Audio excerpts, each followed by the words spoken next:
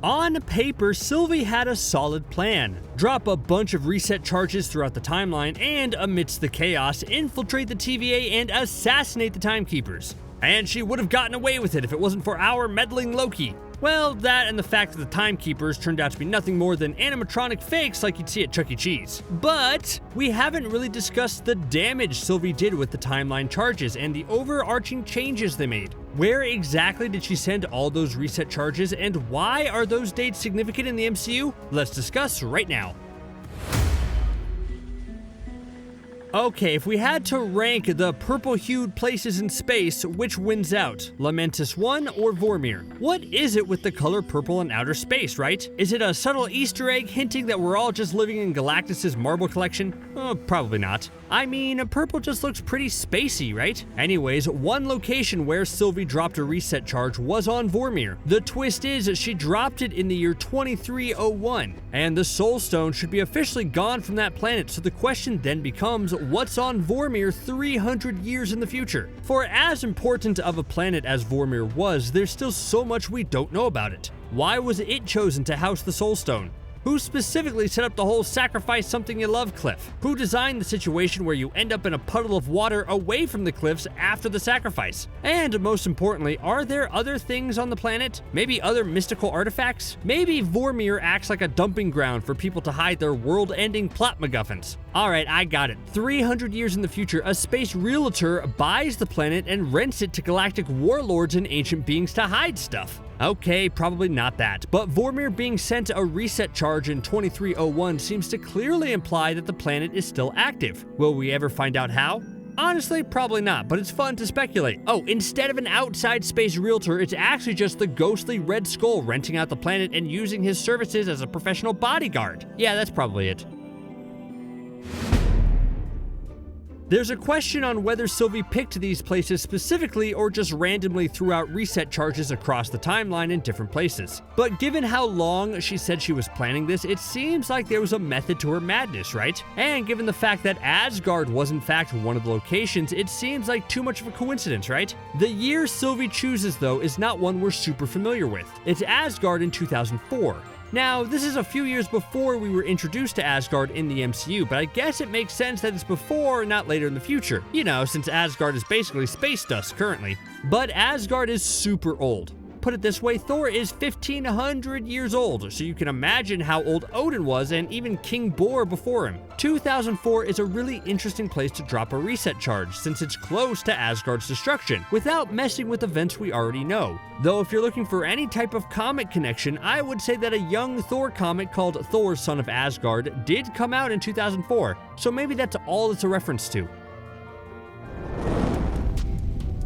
Thor Ragnarok revitalized the Thor franchise in a way no one really expected. After one generally okay movie followed by a complete misfire for the second, people didn't really care about seeing more Thor solo films. But then Taika Waititi got his quirky hands on the franchise and completely turned things around. The third film felt like a soft reboot of sorts, giving us a much different version of the Thor character and making it way more of a comedy rather than a Shakespearean tragedy. Who knew Chris Hemsworth was that funny, right? So now if we look at why Sylvie dropped the reset charge here in 1984, it's probably not a huge secret meeting. Thor Ragnarok was absolutely drenched with an 80s aesthetic and vibe, so putting a reset charge in 1984, one of the pinnacle years of the 80s, feels like just a reference to that. Or, hear me out, maybe the reset charge changes the outcome of a gladiator match in 1984. We know that Beta Ray Bill was a champion at one point, so here's a wild theory. Sylvie's reset charge changes the timeline where Beta Ray Bill doesn't die and is now still alive in the MCU today.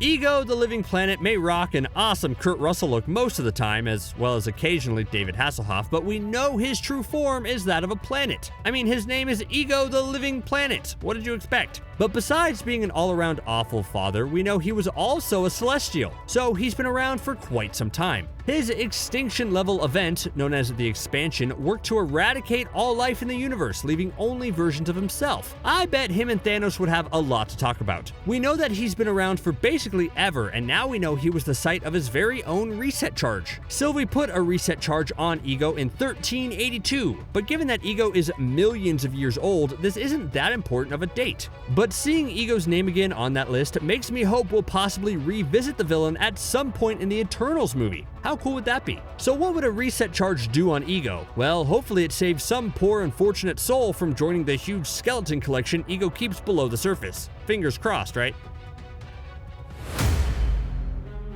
Now, this entry is interesting. Sylvie dropped a reset charge on Titan in 1982. Now, this could mean either Thanos' homeworld or possibly the moon that orbits Saturn. In the comics, these are the same thing, but the MCU is different where they're separate locations. And come on, no way this isn't referring to Thanos' home planet, right? Well, actually, does that math work for that? We don't know when Titan was officially destroyed, and given that Thanos' age in the comics is like 1,000 years old, Titan's destruction in the MCU could be either way earlier or possibly right at 1982. Hopefully the upcoming Eternals movie could clear this up. But let's pretend that 1982 is when Titan destroyed itself, which logically I guess could make sense. You know, if we continue to ignore how time works differently in space, which we have to do for these movies, maybe the reset charge changes that. Perhaps this reset charge is the most important out of any reset charge, because if it changes the destruction of Titan, then Thanos would have just, of course, stayed happy there, perhaps becoming a farmer of some kind, and the universe would have never experienced the snap. Now that's pretty wild to think about, right? What would the MCU look like without Thanos? Who would rise up to be the first big bad of these first 3 phases? Could Sylvie be trying to mess with one of the cornerstone conflicts of the entire universe? The Skrull and the Kree have been engaged in their war for over 1,000 years, which is crazy when you think about it. Can you imagine being enemies with someone for 1,000 years? That just sounds so tiring. Anyways, the war started when the Skrulls wouldn't bow to Kree ideologies and became fugitives, resulting in their planet, Skolos, being destroyed. On the other side of the conflict, you have the Kree, whose home planet is Hala. We saw Hala briefly in Captain Marvel, and it's been around for a long time. When Sylvie drops a reset bomb there, its timestamp is 0051. Sure, that's over 1,000 years ago, and may represent a time when the Skrull and the Kree were at peace, but who's to say that 0051 doesn't mark the beginning of the first turmoil between the 2 races? Maybe Sylvie alters things with her reset charge that makes it so the Kree-Skrull war never happens? Or on the more pessimistic side, maybe it makes things way worse and they start fighting sooner. Oh, Xandar, R.I.P. We didn't see your total destruction, but we're sure it was epic. I hope when Thanos came knocking, you found a way to cast a giant net around your planet without sacrificing your whole fleet when it failed. I mean, yeah, it looked cool, but it was totally ineffective and quite costly. The home of the Nova Corps looks like it was hit with a reset charge in 1991. Did anything special happen around that time? Depends what you think is special. In the comics, there was a 1991 issue called Quasar number 20, which saw the Fantastic Four team up with the cosmic hero Quasar as they dealt with an issue both on Earth and on Xandar. Could this possibly be a fun foreshadowing event that implies the Fantastic Four are going to have to do something with the TVA and timeline shenanigans? Well, it's unlikely to be honest. I mean, remember how we all thought Mr. Fantastic was going to pop up in WandaVision? So he can't show up in Loki, right? No, of course not, right? Anyways, I hope whatever reset charge in 1991 happens somehow makes John C. Reilly's character still alive in the present. He had a family, okay? While Sylvie managed to drop a lot of different reset charges on a lot of different planets, she had a tendency to drop a lot of bombs on Earth of all places at different points in the timeline. One of these was in Beijing in 2005. I would say the biggest thing about Beijing in Marvel Comics is the fact that it holds the gate to the 8th city, which is a prison realm where you send the worst of the worst evil beings on Earth. While on one hand, maybe Sylvie dropped a reset charge there in order to free all the dangerous prisoners in some way out into the world, but then on the other hand, Iron Fist has had a few run-ins with the 8th city, and let's be honest, after the Netflix show, I don't think anyone wants Iron Fist back in their lives anytime soon. So maybe Sylvie just dropped it there randomly. Hey, or maybe this is Disney just trying to get that international China money.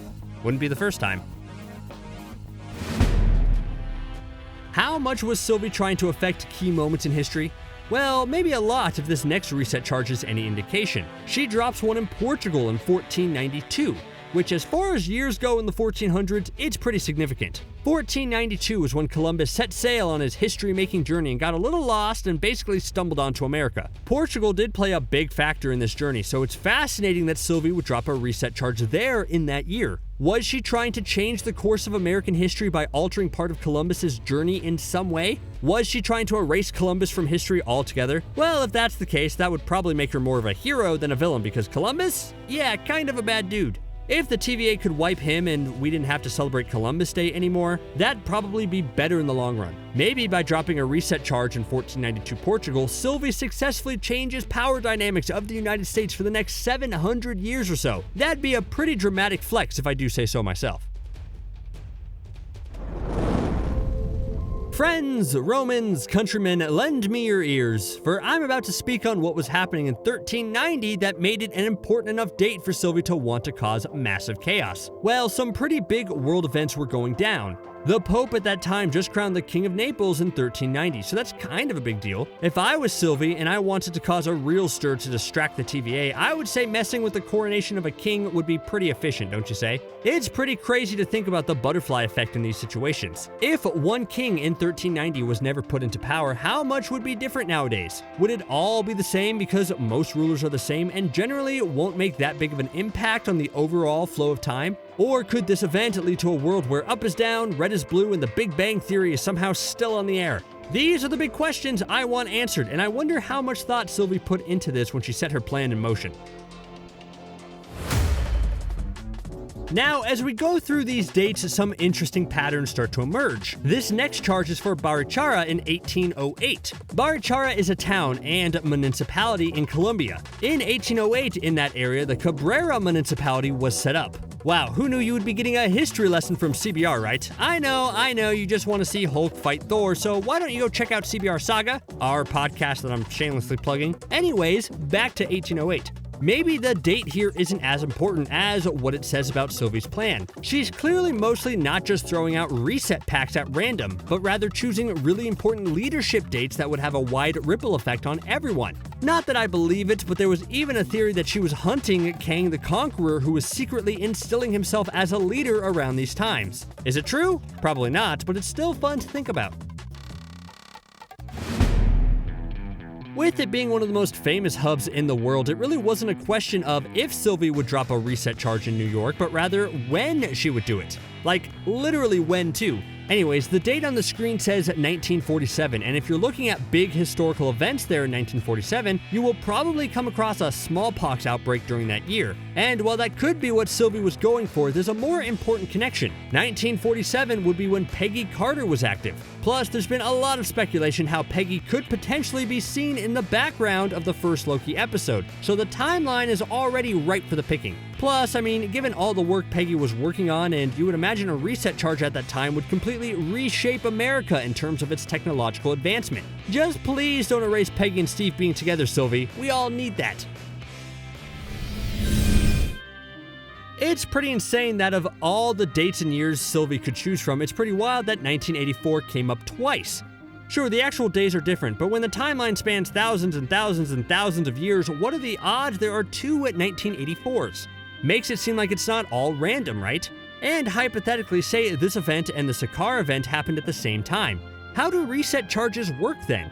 Can two reset charges go off at the same time, or does one reset charge change the entire galaxy so that eliminates the need for the other one? So many questions. Questions that make my brain hurt and make that noise like cooking popcorn. So unlike Sakaar in 1984, where gladiators fought to the death, Japan was just sort of hanging out and doing its own thing. And yet, Sylvie chose to alter this timeline at this point. Again, any reason at all, or was it truly chaotic random? We'll never know. Cookeville, Tennessee. Oh man, watch out, that's the most important town in existence. The fate of the world hinged on Cookeville, Tennessee back in 1999. And you want to know what happened there? You really want to know? Okay, I'll tell you. Darn, still here? Okay, fine, I'm not sure of the importance of dropping a reset charge in Cookeville in 1999.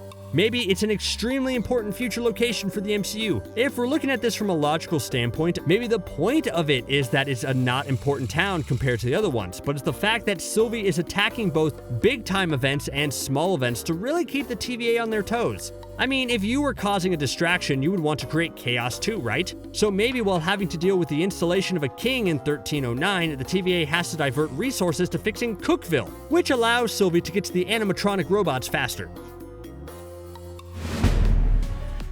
Thornton USA on the surface seems like another one of those wild choices with no meaning like Cookeville. But there's something interesting here. Thornton, Colorado only became recognized as a city in 1956, and Colorado only became a state in 1876. And Sylvie dropped the reset charge in 1551. Why that date? It was definitely pre-colonization, and what would dropping a reset charge there mean for the country and the state's future? It shows that Sylvie really could just drop the charges anywhere.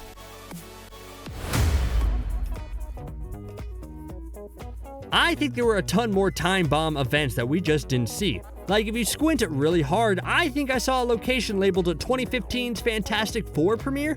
Yeah, that's now erased forever. Can't say I'll miss it that much.